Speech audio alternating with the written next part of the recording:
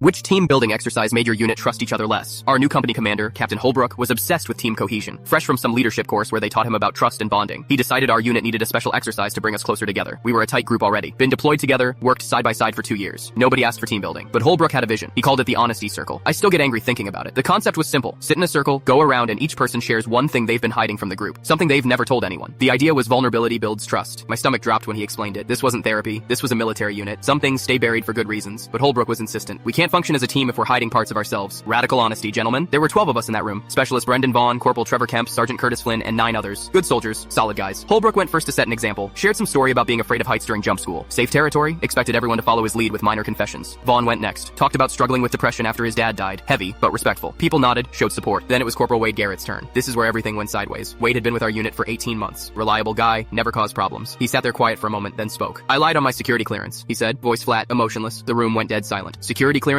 are sacred. You don't lie on them, ever. Captain Holbrook shifted in his chair. Wade, maybe we should discuss this privately. No, sir. You said radical honesty. Here it is. I had a DUI 3 years before I enlisted. Expunged from my record, so I didn't list it. Figured it didn't count. My chest tightened. We'd trusted Wade with classified information, sensitive missions, equipment worth millions, and he'd lied to get his clearance. Holbrook tried to salvage it. Well, that's in the past. We appreciate your honesty now, but the damage was done. I could see it in everyone's faces. We all knew what this meant. Wade's clearance was invalid. Every mission he'd been on, every document he'd handled, potentially compromised. Next was Sergeant Curtis Flynn. He must have felt the tension, tried to lighten it with something minor, but the mood was already poisoned. I've been skimming supplies from the company supply room, he said quietly. Nothing major. Extra MREs, some gear, selling it online. My blood went cold. Curtis was our supply sergeant. We'd all trusted him to manage our equipment. Now he's confessing to theft? Captain Holbrook stood up. Okay, I think we need to pause this exercise. Too late. Private Donovan Pierce jumped in before Holbrook could stop it. I'm sleeping with Trevor's ex-girlfriend. Started 2 months ago. Trevor Kemp, sitting 3 seats away, lunged at Donovan. We had to pull them apart. 2 guys who'd had each other's backs in combat, now throwing punches over a confession that never needed to happen. The honesty circle dissolved into chaos. People yelling, accusations flying, years of small resentment suddenly bubbling up because Holbrook had opened this door. Corporal Vincent Shaw admitted he'd been falsifying PT scores to help guys pass who couldn't meet standards. Private Pierce confessed he'd been taking prescription medication he wasn't authorized to have. Specialist Russell Quinn revealed he'd lied about his marital status to get better housing. Within 40 minutes, half our unit had confessed to violations that required formal investigations. The other half sat there wondering what else they didn't know about the people they trusted. Captain Holbrook tried to contain it, called for calm, said we'd handle everything appropriately, but you can't unhear confessions, can't unknow betrayals. That night, the unit felt like strangers, guys who'd shared foxholes now avoiding eye contact. Wade got pulled from duty pending investigation. Curtis lost his supply position. Trevor requested transfer to another company. Next morning, formation was silent. Nobody joking around, no usual banter, just cold professionalism and suspicion. The investigation revealed more. Wade's clearance got revoked. Curtis faced Article 15 for theft. Donovan and Trevor never spoke again. Captain Holbrook transferred out 6 months later. Never tried another team-building exercise, but the damage was permanent. Unit cohesion, the thing he wanted to build, destroyed in one afternoon. Because sometimes trust isn't about knowing everything, it's about respecting that people have reasons for keeping certain things private. 4 soldiers from that honesty circle ended up requesting transfers within a year. Our unit, once one of the tightest in the battalion, became known as the company where nobody trusted anyone. All because some captain read a book about radical honesty and thought confession would bring us closer together.